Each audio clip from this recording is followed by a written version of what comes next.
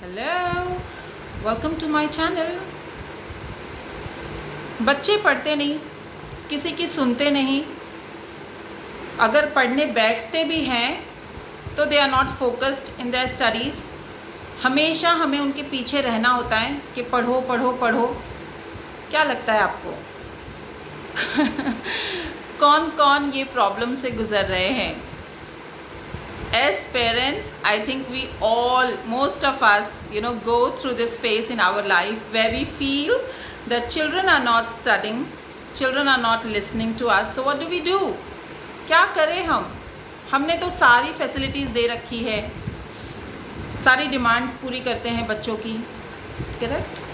सभी ऐसा सोचते हैं, but we all parents, we fail to understand one thing here.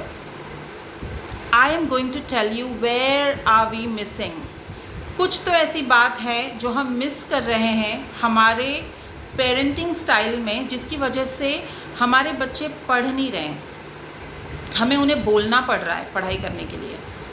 अगर पढ़ते भी हैं तो उनका फोकस लेवल नहीं रहता। तो क्या ऐसी एक बात है जो हम मिस कर जा रहे हैं? Do not worry. Well, the formula that I'm going to share with you today is tried and tested, very well experimented by myself. I myself actually am a mother of two, so I have never come across with this situation, to be very honest.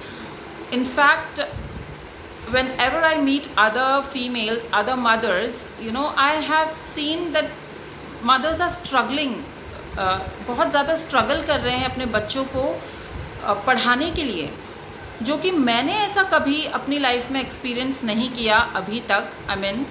So I thought of making a video on this so that I am able to share my experience with you all, so that it is helpful to you and you understand that there is something as parents we are missing, because of which we feel that our children are not studying, because of which we feel that they're not listening to us. Now let me give you a very good example here before I start, so that you understand that कुछ तो ऐसी बात है जो हम miss कर रहे हैं as parents. Now, क्या आप लोगों ने कभी भी अपने बच्चों को ऐसा कहा है कि आप पहले अपना होमवर्क कर लो फिर खेलने जाना? क्या लगता है आपको, कहा है ऐसा? We all must have said some or the other time to our children. I have actually heard many mothers that I have come across. They always say this to their children कि आप एक काम करो, पहले पढ़ाई कर लो फिर खेलने जाना, पहले अपना होमवर्क फिनिश कर लो फिर खेलने जाना। अब यहाँ पे मैं बात कर रही हूँ उन बच्चों की, स्पेसिफिकली जो 5 to 10 years के एज ग्रुप में आते हैं, बिकॉज यही एज ग्रुप एक ऐसा एज ग्रुप है जहाँ पे बच्चों को पढ़ाना पेरेंट्स के लिए बहुत ज़्यादा डिफ़िकल्ट होता है, बिकॉज बच्चों का फोकस लेवल नहीं रहता, बच्चों का ध्यान खेलने में होता है। और यही एक ऐसा एज ग्रुप है जहाँ आई वुड से कि उनका बेस तैयार होता है। तो पढ़ाई बहुत ज़रूरी भी है उनके लिए, बिकॉज सारा बेस जो आगे वो पढ़ने वाले हैं, आगे हमने बहुत कुछ सोच के रखा है अपने बच्चों के लिए, बट अगर उनका बेस ही अच्छा नहीं है तो वो कैसे पढ़ाई करेंगे, करेक्ट? तो मुझे ये बात आपसे कहनी है कि बहुत एज पेरेंट्स तो हम जानते हैं कि ये एज ग्रुप बहुत ज़्यादा इम्पॉर्टेंट है हमारे बच्चों के लिए, लेकिन यही एज ग्रुप में बच्चों का फोकस लेवल नहीं रहता। So let's understand in this video why it happens, and I am going to give you one mantra which has worked so well with me that I have never faced this problem in my life, especially with my kids, okay? And that is, before I give you the mantra, let me give you example so that you understand. आप मुझे as every age group we are in, हर एक age group में हमारी एक priority होती है। Let me tell you here, as a housewife, अगर आप एक हाउस वाइफ हैं तो आपकी क्या प्रायोरिटीज़ हैं अपनी लाइफ में? सुबह उठना, सबके लिए ब्रेकफास्ट बनाना, फैमिली का ध्यान रखना, सबके लिए लंच बनाना। और अगर आप अपने काम में बिज़ी हैं, सुबह उठते ही अगर आप अपने काम में बिज़ी हैं और आपका बच्चा आपको ये आके कहता है कि मम्मी चलो ना मेरे साथ खेलो, प्लीज़ मेरे साथ खेलो, तो आप क्या करती हैं? आप अपना सारा काम छोड़ के बच्चे के साथ खेलने चली जाती हैं क्या? नहीं, right? We can't do that because that's our priority. हम क्या कहते हैं बच्चे को कि अभी नहीं, बिल्कुल नहीं, अभी मैं बहुत बिज़ी हूँ, अभी मैं नहीं आपकी हेल्प कर सकती, प्लीज़ आप अपने टॉयज़ के साथ खेलो, मुझे नाश्ता बनाना है, आपके पापा को ऑफिस जाना है, टिफ़िन बनाना है, correct? So many task that we are involve in morning for example. और उसी दौरान अगर आपका बच्चा आके आपको कहता है कि मम्मी मेरे साथ खेलो, तो क्या आप खेल पाती हैं उसके साथ? क्या आप अपने सारे टास्क को पीछे रख के बच्चे की डिमांड को प्रायोरिटी दे पाती हैं? नहीं। व्हाट डू वी से? वी जनरली से कि आप अपने टॉयज़ के साथ खेलो, let me finish my work first, मुझे पहले अपना काम कर लेने दो, फिर मैं आपके साथ ज़रूर खेलूँगी। हम सारी मदर्स इसे कहती हैं, राइट? तो क्या हम गलत हैं यहाँ पे? नहीं, हम गलत नहीं है, बिकॉज हमारी प्रायोरिटी सबसे पहले ये है कि हम एक हाउसवाइफ हैं, तो हमें सबका ध्यान रखना है, घर में पहले काम सारा निपटाना है, उसके बाद हम बच्चे के साथ खेल सकते हैं, करेक्ट? तो बच्चे को क्या फील होता है इस वक्त जब आप ऐसा कहती हैं? क्या बच्चा आपकी प्रायोरिटी समझ पाता है? नहीं समझ पाता। यहाँ पे कौन राइट है?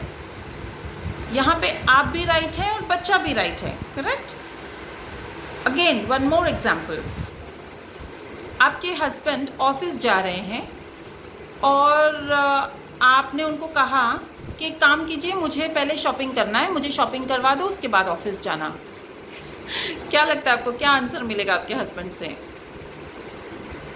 डोंट यू थिंक आपके हस्बैंड आपको कहेंगे कि यार कैसी बात कर रही हो, अभी मुझे ऑफिस जाना है, पहले मैं ऑफिस चला जाऊं, काम निपटा लूँ, शाम को तुम्हारी शॉपिंग करवाऊँगा, करेक्ट? या संडे ले जाऊंगा तुम्हें शॉपिंग के लिए। क्यों ऐसा कहते हैं हमारे हस्बैंड्स हमें? क्यों वो ये नहीं कहते कि अच्छा तुम्हें शॉपिंग करना है तो चलो पहले मैं तुम्हारी शॉपिंग करवा दूँ, ऑफिस तो क्या जाता रहूँगा? ऐसा नहीं होता, राइट? बिकॉज उनकी लाइफ में उनकी प्रायोरिटी क्या है? उनकी लाइफ में उनकी प्रायोरिटी है ऑफिस जाना, काम करना, और जब उन्हें फ्री वक्त मिलेगा, जब उन्हें फ्री टाइम मिलेगा, तब वो हमें हमारे डिमांड्स पूरी करेंगे हमारी, करेक्ट? हमें शॉपिंग के लिए ले जाएंगे। सो यहाँ पे as a wife we understand that my husband's priority is to go to work and fulfill his responsibilities first, correct?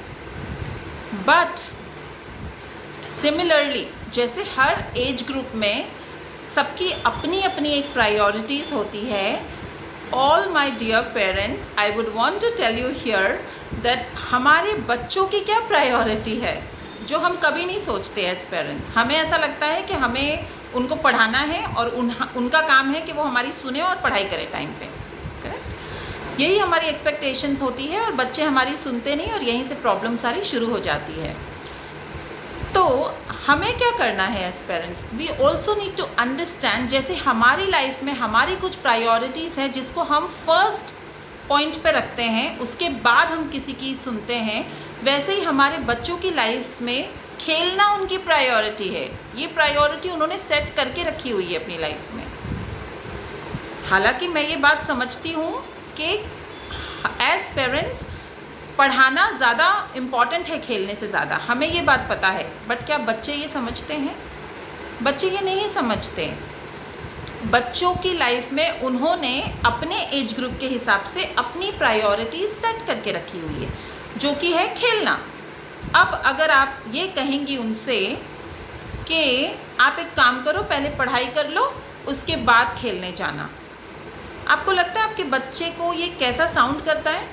ये ऐसे ही साउंड करता है जैसे कि आपको जब वो कहते हैं कि आप अपना सारा काम छोड़ दो और हमारे साथ खेलो, आपके लिए वो एक अनरियलिस्टिक एक्सपेक्टेशन हो जाती है, करेक्ट? कि मैं कैसे अपना सारा काम छोड़ दूँ, कैसे आपके साथ खेलने आ जाऊँ मैं?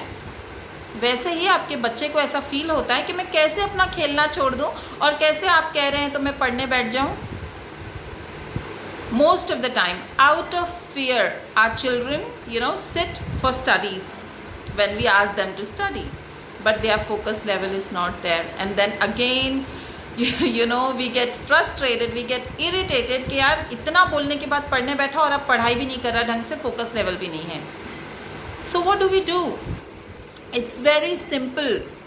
all my dear parents, it's very very simple that we need to understand their priority, कि उन्होंने अपनी प्रायोरिटी खेलने को सेट करके रखी हुई है। तो हमें क्या करना है as parents, we have to act little smart, we need to understand कि हमें पढ़ाई को इस तरीके से इंट्रोड्यूस करना है उनकी लाइफ में कि आगे चल के वो पढ़ाई उनके लिए बोरिंग ना बने या कोई एक ऐसी एक्टिविटी ना बने जो उन्हें करना ही नहीं है। So what I do personally, I am going to share you here, let them play first, let them fulfill all their priorities that they want to fulfill in a daytime.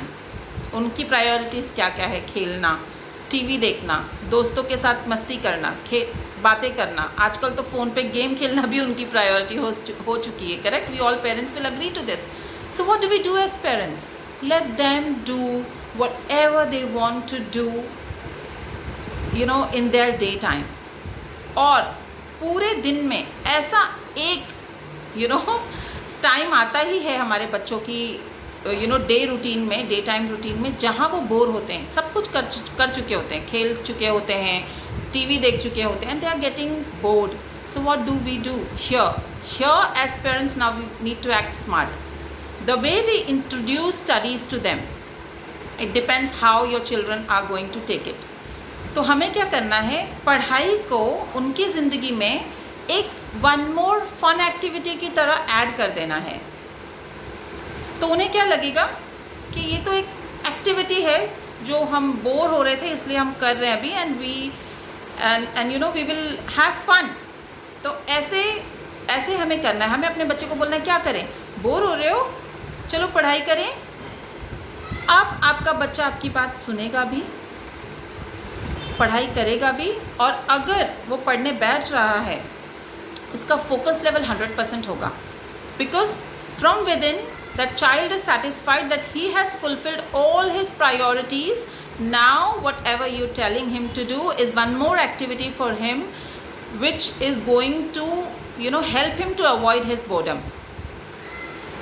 So like this you have to introduce studies into your child's life, because पढ़ाई एक ऐसी चीज़ है जो शुरू हो जाती है हमारे बच्चों की लाइफ में around at the age of, I would say 3 years से शुरू होती है, and that will last for like 20-25 years.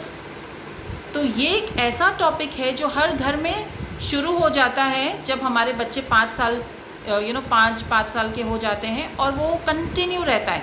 और ये एक ऐसा मुद्दा बन जाता है हर घर में जहाँ पे झगड़े होते हैं लिटरली लोगों के कि बच्चा पढ़ता नहीं है. हस्बैंड वाइफ को ब्लेम करता है, वाइफ अपने इन लॉज को ब्लेम करती है, या वाइफ अपने हस्बैंड को ब्लेम करती है. We all are like blaming each other, and ultimately क्या होता है कि बच्चा उस चीज़ का फ़ायदा उठाता है, एंड अगेन वो पढ़ाई नहीं करता. तो हमारा मोटिव क्या है? मोटिव ये नहीं है कि जब हमने बच्चे को बोला कि पढ़ने बैठो वो टाइम पे बैठ जाए पढ़ने के लिए. एज पेरेंट्स हमारा मोटिव है कि वो पढ़ाई को लेके सीरियस रहे अपनी लाइफ में. He understands the importance of studies.